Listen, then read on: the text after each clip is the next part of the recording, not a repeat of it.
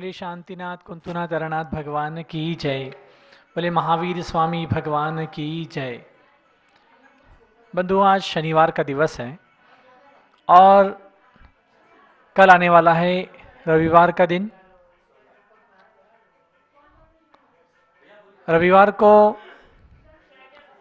प्रत्येक रविवार को जम्बूद्वीप हसनापुर में भगवान महावीर स्वामी की जो प्रतिमा विराजमान है, उनके समक्ष मनोकामना सिद्धि विधान का आयोजन किया जाता है।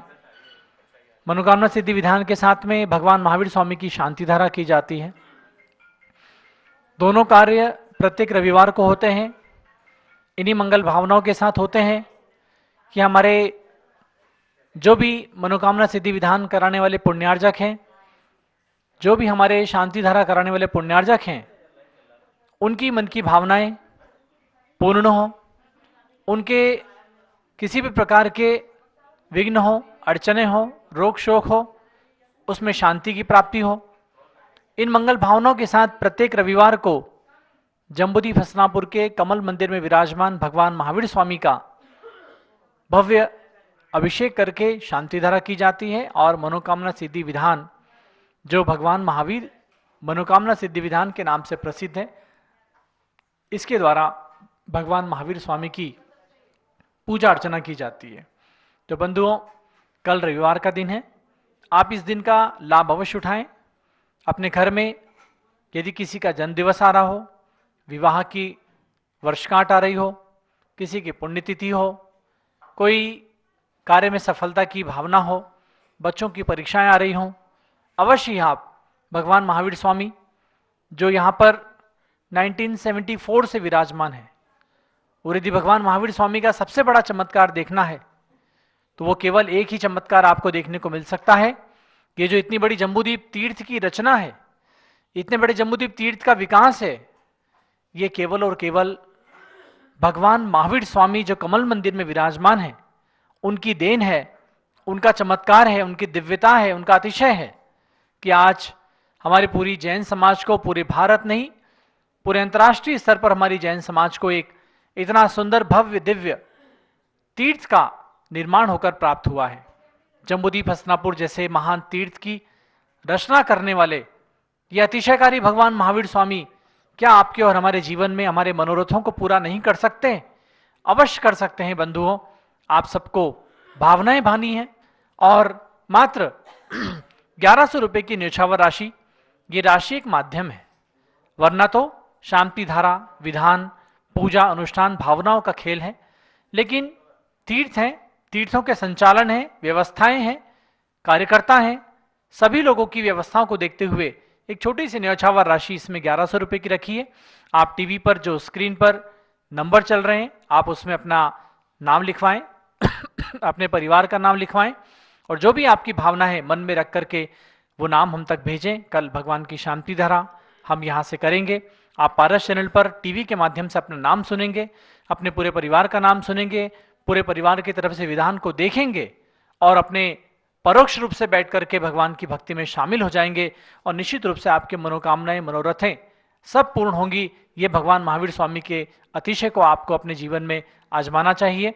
तो कल के दिन भगवान महावीर स्वामी के शांति धारा और मनोकामना सिद्धि विधान की आप अवश्य भावनाएं व्यक्त करें और टीवी पर जो मोबाइल नंबर हैं उनमें अपनी परिवार के नाम लिखवाएं और उन आपके नाम से कल हम यहाँ पर भगवान की शांति धारा और विधान करके आपके लिए आपके मनोरथ को सफल करने के लिए मंगल कामनाएं करेंगे।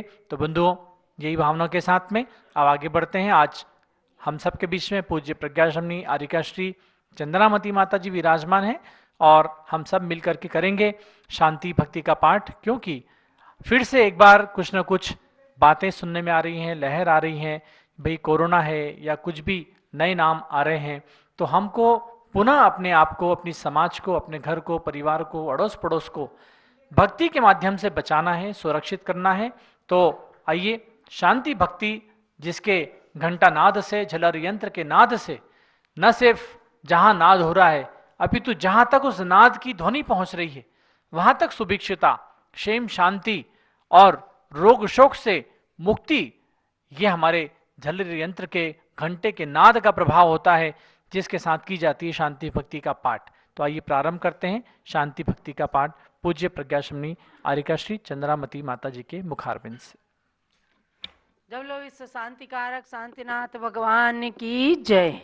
महानुभाव, शांति भक्ति का पाठ हम प्रारंभ करते हैं।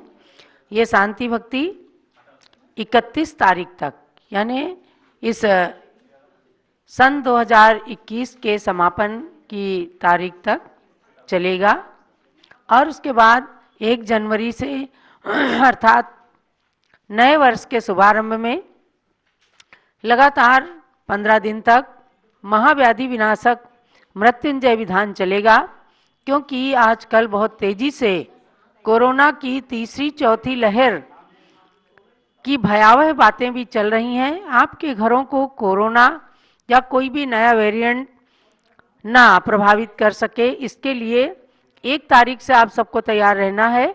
इसी समय 3:30 बजे से अष्टद्रव्य की सामग्री लेकर आप सब 1 तारीख से तैयार रहेंगे। आपको जान लेना है 14 तारीख तक, 1 तारीख से 14 तारीख तक महाव्याधि विनाशक मृत्युंजय विधान होगा। 15 तारीख को उसका शांति हवन करेंगे ताकि सब लोगों के घर में हवन का पवित्र धुआं फैले और पर्यावरण की शुद्धि हो, रोगों की शांति हो। और 16 जनवरी को रविवार को नारियों के गर्भ संस्कार शिविर का आयोजन किया गया है। बहुत जगह से अलग अलग रूप से गर्भ संस्कार की बात आती है, तो इसलिए भगवान अभिनंदन नाथ के कल्याणक के दिवस, गर्भ कल्याणक के दिवस ये कार्यक्रम सुनियोजित किया गया है। 16 जनवरी रविवार को आप सब महिलाओं को, जो गर्भवती नारियां हैं, चाहे उनका गर्भकाल शुरू हुआ है या 3रा, 5वां, 7वां, 9वां कोई भी महीना है, सबको बैठना है अपने पति के साथ में और उसकी सामग्री भी आपको भेजी जाएगी। जो यहाँ के व्हाट्सएप नंबर चलते हैं उन पर आप संपर्क करिएगा और आपको सामग्री की लिस्ट भेजी जाएगी। सामग्री लेकर अपने अपने घरों में बैठना रहेगा और गर्भ संस्कार में भाग लेकर के एक आदर्श स्वस्थ संतान को जन्म देंगे। तो ये हमने आपको 16 जनवरी तक का आयोजन बताया है। अभी 31 दिसंबर तक शांति भक्ति का पाठ करके अपने घर में शांति की स्थापना और आरोग्यता का संचार कीजिएगा। प्रारंभ करते हैं शांति भक्ति।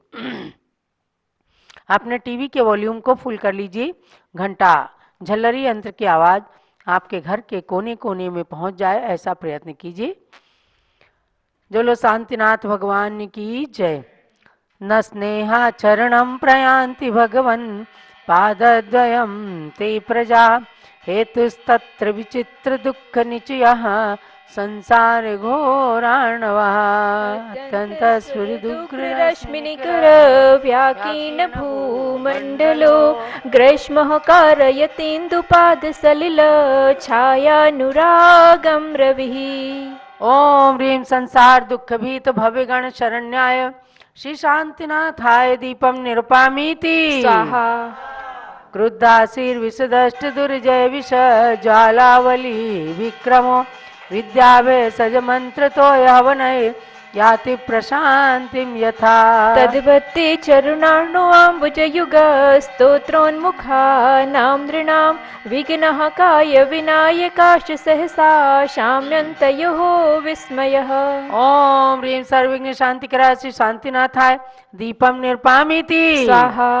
संतप्तोत्तम कांचन क्षितिधर श्री स्पर्धि गौरद्युते पुंसां तच्चरण प्रणाम करणात् पीड़ा प्रयान्ति क्षयम्। उद्यत भास्कर विस्फुरत कर्षत व्याघात निष्कासिता नाना देह विलोचन द्युतिहरा शीघ्रं यथा शर्वरी।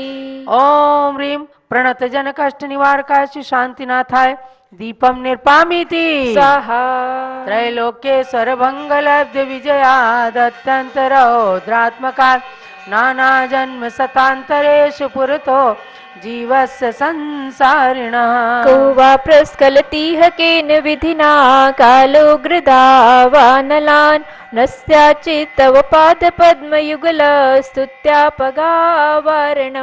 ओम ह्रीं स्तोत्रीणां मृत्युंजय पद प्रदायकाय श्री शांतिनाथाय दीपम निर्पामिति स्वाहा लोकालोक निरंतर प्रवतित ज्ञानैक मूर्ते विभो नानारत्न पिनद दंड रुचिर श्वेतात पत्रत्रय त्वत्पादद्वयपूतगीतिरवतः शीघ्रं द्रव्यन्त्यामयः दर्पादमात् मृगेन्द्र भीमनिनदा यथा कुञ्जरः ओम ह्रीं चरणाम्बुज स्तुति कर्तॄणां सर्वरोग विनाशकाय श्री शांतिनाथाय दीपम निर्पामिति स्वाहा दिव्य स्त्री नयनाभिराम विपुल श्रीमेरुचूडामणे भास्वद्बाल दिवाकर द्वितीयर प्राणिष्ट भामण्डल अव्याबाधिमचिन्त्य सारमतुलं त्यक्तोपमं शाश्वतं सौख्यं तव चरणारविन्दयुगलस्तुत्यैव सम्प्राप्यते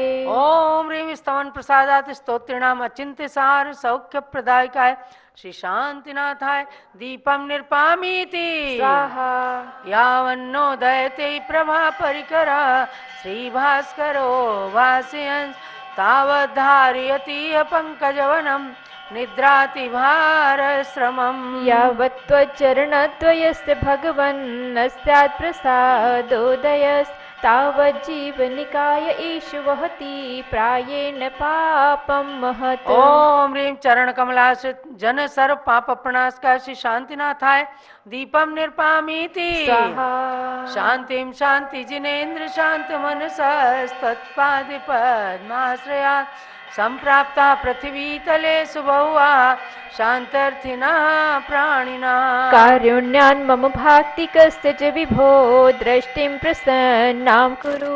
त्वत्पादद्वयदेवतस्य गदतः शान्तष्टकं भक्तितः ओम ह्रीं स्वपाद पद्माश्री शांत्यर्थि भाक्तिका नाम दृष्टि प्रसन्न विधायकाय श्री शांतिनाथाय दीपम निर्पामिति स्वाहा शांति जिनम शशि निर्मल वक्त्रम शील गुणा व्रत संयम पात्रम अष्टशताचितलक्षण गात्रं नौमि जिनोत्तममम्बुजनेत्रम् ओम ह्रीं शील गुण व्रत संयम पात्र श्री शांतिनाथाय दीपम निर्पामिति स्वाहा पंचमीप्सित चक्रधराणां पूजितमीन्द्र नरेन्द्र गणेश शान्तिकरं गणशान्तिमभीप्सुः षोडशतीर्थकरं प्रणमामि ओम ह्रीं पंचम चक्री षोडश तीर्थंकराय श्री शांतिनाथाय दीपम निर्पामिति स्वाहा दिव्य तरुः सुर पुष्प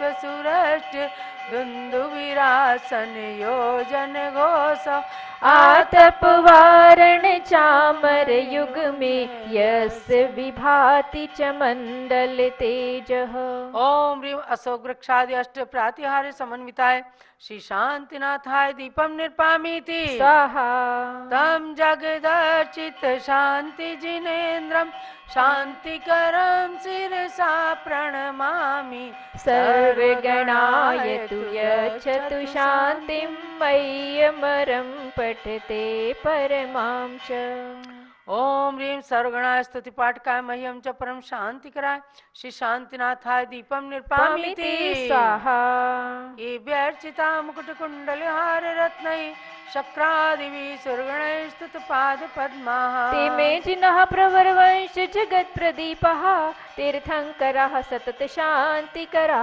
भवन्तु ओम ह्रीं शक्रादिवि स्तुत पाद पद्माय सतत शांति कराय श्री शांतिनाथाय दीपम निर्पामिति स्वाहा संपूजिकानां प्रतिपालिकानां यतीन्द्र सामान्य तपो धनानां देशस्य राष्ट्रस्य पुरस्य राज्ञः करोतु शान्तिं भगवान् जिनेन्द्रः करोतु शान्तिं भगवान् जिनेन्द्र करोतु शान्तिं भगवान् जिनेन्द्र ओम ह्रीं संपूजक प्रतिपालक यतीन्द्र गण देश राष्ट्र पुरंद्रपति गण शांति कराय श्री शांतिनाथाय दीपम निर्पामिति स्वाहा क्षेमं सर्व प्रजानां प्रबोध बलवान धार्मिको भूमिपाला काले काले च सम्यक् वर्षतमग्वा व्याधियो यान्तु नाशम् दुर्भिक्षं चौरिमारीक्षणमपि जगतामास्म भूजीवलोके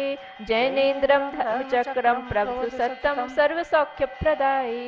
ओम ह्रीं क्षेम धार्मिक नृपति समय समय वृष्टिकारकाय व्याधि दुर्भिक्ष चौरमारी कष्ट निवारकाय सर्व सौख्य कर धर्म चक्र प्रवर्तकाय श्री शांतिनाथाय दीपम निर्पामीति व्रतस्तघाति कर्माणा केवल ज्ञान भास्करा कुर्वन्तु जगतां शांतिं वृषभाद्याजिनेश्वरा। ओम ह्रीं केवल ज्ञान भास्कर जगत शांतिकारक वृषभादि तीर्थंकर समन्विताय श्री शांतिनाथाय दीपम निर्पामीति। ओम ह्रीं अरहम पंचमहाकल्याण अष्टमहाप्रातिहार्य चतुर्त्रिंशत अतिशय समन्वित द्वात्रिंशत इंद्रगण चक्रवर्ती बलदेव वासुदेवादि पूजित गणधर मुनिगणादि वंदित वृषभादि महावीर पर्यंत चतुर्विंशति तीर्थंकरेभ्यः दीपम निर्पामीति। बोलो शांतिनाथ भगवान की जय। महानुभाव, आप सभी ने जम्बूद्वीप परिसर के प्राकृतिक सौंदर्य को अभी देखा है। कितना सुंदर गोल गोल जम्बूद्वीप और उसके अंदर विराजमान 211 प्रतिमाएं और 101 फीट उत्तुंग सुमेरु पर्वत जो अनंत अनंत तीर्थंकरों के जन्म कल्याणक से पावन। ऐसे परिसर के अंदर दर्शन करना मतलब जन्म जन्म के पुण्य को जागृत करने के लिए पूर्व पुण्य से ऐसे महान स्थानों के दर्शन होते हैं और आगे के लिए अनंत पुण्य का संचय होता है। एक उस जिनालय के दर्शन किए जो 13 द्वीप का जिनालय सुंदर, उस जिनालय के अंदर 2127 प्रतिमाएं विराजमान हैं, पंचमेरु हैं, 170 समोसरण हैं। ऐसे अनेक जिनालयों से सुशोभित जम्बूद्वीप का परिसर जो शोभा को प्राप्त हो रहा है, ये सब गणिनी ज्ञानमती माता जी की देन है। और आज आप सब ने जाना है कि ज्ञानमती माता जी के को जन्म देने वाले जनक लाला श्री छोटेलाल जी की आज 52वीं पुण्यतिथि है। यानी कि उन्होंने अपने संस्कारों से ऐसी संतान को संस्कारित किया कि वह मैना से ज्ञानमती बनकर आज पूरे देश की सबसे बड़ी साध्वी, सबसे प्राचीन दीक्षित संत होने का सौभाग्य जिन्होंने प्राप्त किया, जिनकी प्रेरणा से अनेकानेक निधियां पूरे देश को प्राप्त हो रही हैं।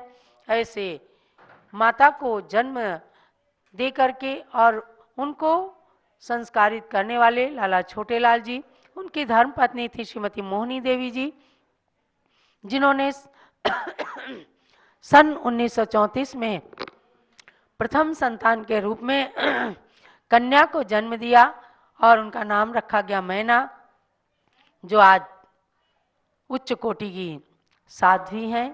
तो आज के पावन प्रसंग में इस पुण्यतिथि के शुभ अवसर पर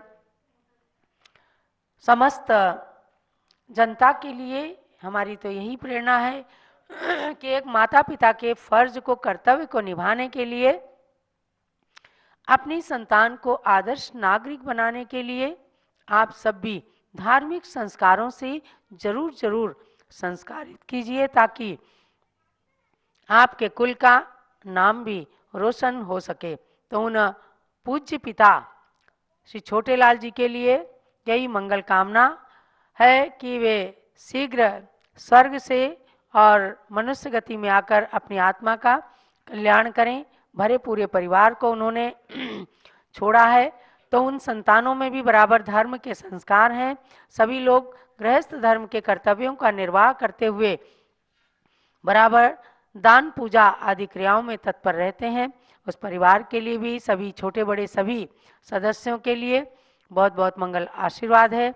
और आज के पावन प्रसंग में अब परम पूज्य गणनी प्रमुख श्री ज्ञानमती माता की दिव्य देशना मंगल दिव्य उद्बोधन आप सब प्राप्त करके अपने कर्तव्य का भान अवश्य में करें। पूज्य माता जी, जब बोलो पूज्य गणनी ज्ञानमती माता जी की जय।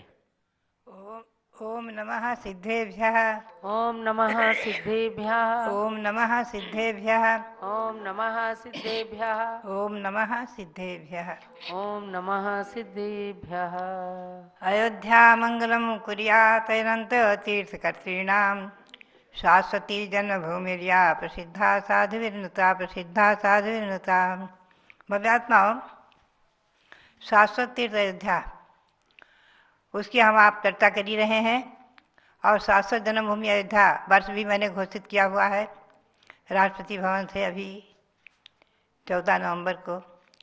आप ध्यान में रखें, 1 वर्ष तक हमें और आपको अयोध्या के गुण तो गाना ही गाना है, अयोध्या की चर्चा करते ही रहना है और अयोध्या के विकास को आकाश की ऊंचाइयों तक पहुंचाना है, अयोध्या को, जैन धर्म को, जैन संस्कृति को। इसके साथ समयोचित मैं एक चर्चा अवश्य करूंगी कि आज जो परिवार नियोजन की बात है वो हमारे देश के लिए कितनी अच्छी है या गलत, इस पर जरूर चिंतन करना चाहिए। इतिहास पढ़ने में आता है, सुनने में आता है कि अकबर बादशाह के समय जैन ये संख्या 40 करोड़ थी, जैनियों की संख्या 40 करोड़ थी। और आज हम देखा जाए तो जनगणना में 40 लाख आए हैं। भले ही ये गणना सही नहीं है क्योंकि दक्षिण में और राजस्थान में बहुत से लोग अपने नाम के साथ जैन नहीं लगाते हैं, तो गोत्र और जाति लगा देते हैं, इसलिए ये संख्या कम भी हो जाती है। लेकिन जो भी है, अगर सभी कुछ समझा जाए तो भी 1 करोड़ से अधिक नहीं है। चिंतन करने का विषय है।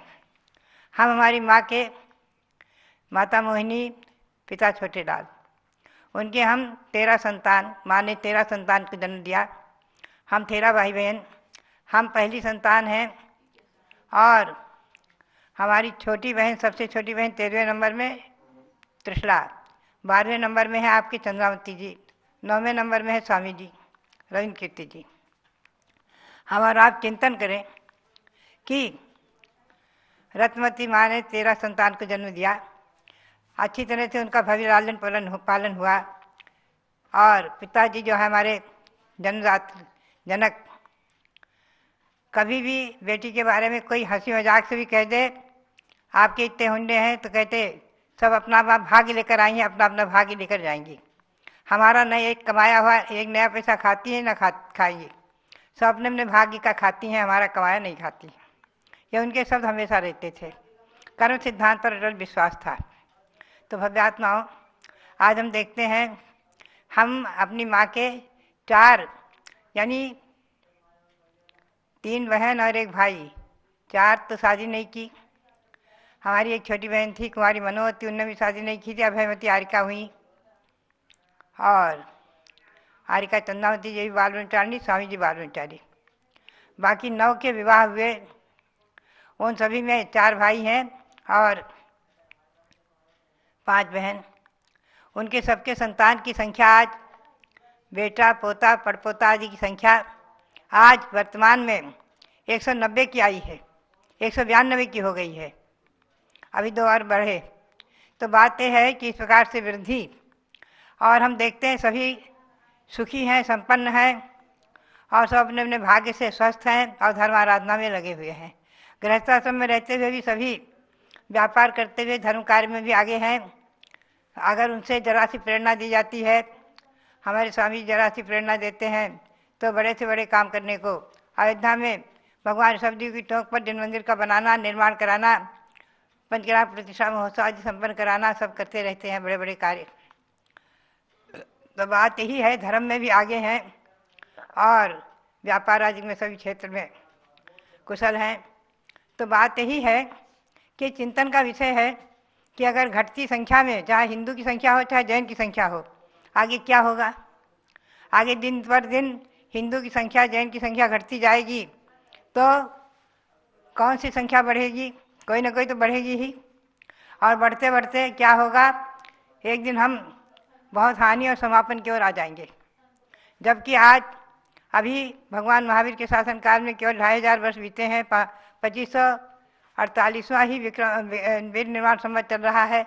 अभी 21,000 वर्ष में 18,500 वर्ष निकलेंगे, तब तक जैन धर्म की परंपरा, जैन शासन अविच्छिन्न रहेगा।